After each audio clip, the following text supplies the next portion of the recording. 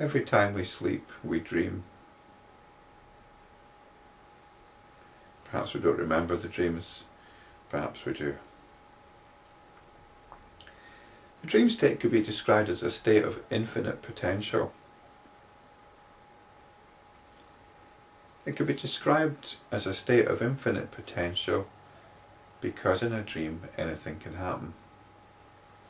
We could go to other worlds, we can fly through space, we can talk to people that have died, we can go to heaven, hang out with angels, we can have incredible sexual experiences, we can experience love, ecstasy. And yet, what do most of us dream about? Do you dream you're in the shopping centre or at school, suddenly realising you haven't got any clothes on, or you're sitting in the high street on a toilet? Which is quite peculiar because nobody else is responsible for our dreams. It is just us and our inner world. That's the situation, isn't it? So that's quite curious. Could we describe our waking state as a state of infinite potential?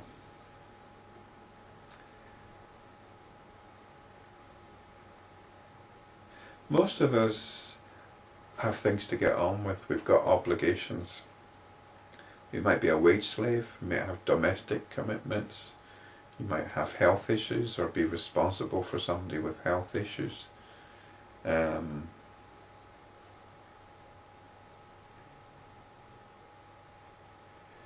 perhaps your life is pretty routine. In getting on with these things you've got to get on with every day. It helps you to have a routine. And no matter how much you might grudge what you've got to get on with, I suspect there's a sense of relief actually, that you do have something to get on with. You don't have to think about things so much.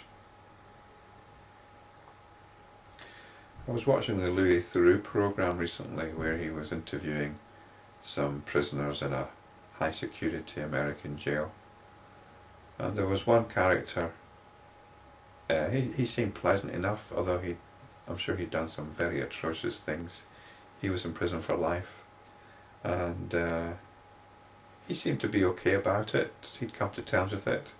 And one of the things he said was, he doesn't have to think about things anymore.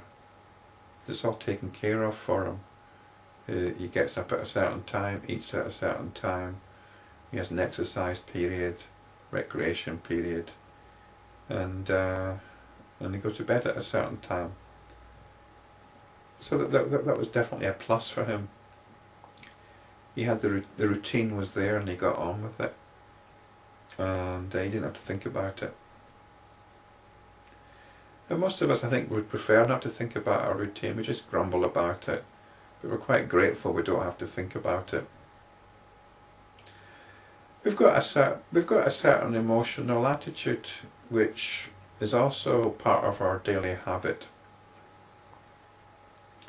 Sometimes that attitude gets knocked, it gets shaken up, usually by some traumatic event, death of a loved one, perhaps perhaps you're diagnosed to have a terminal illness, perhaps you lose all your money, who knows, something awful. And then that puts things into a different perspective. It doesn't have to be so dreadful, mind you. You might have had a near-death experience and feel a new sense of appreciation. Everything's put into a different light. So yes, it can be a very positive change. So how we regard things can change. We've got our routine. We've got almost like an emotional and psychological routine as well.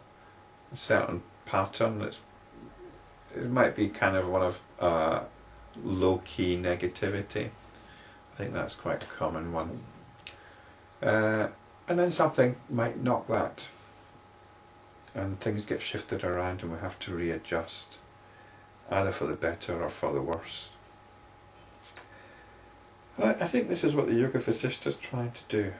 It's trying to break us out of these psychological patterns and open us up to what we could describe as the infinite potential of this reality, or of what we might call our waking reality. I mean, why should that infinite reality simply exist in dreams? It can also exist, it also pertains to reality in general.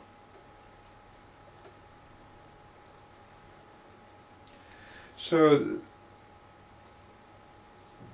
the Yoga Vasistha is saying that this reality is actually more like a dream than we might have suspected. We are entering in and out of different realities all the time, different experiences. Most of the time we forget them, like we forget our dreams. And certainly when we die, what's put across is the possibility that we just enter another dream, which we'll call a new life. And this is what we're being. This is the story we're caught up in at the moment, the story of Leela.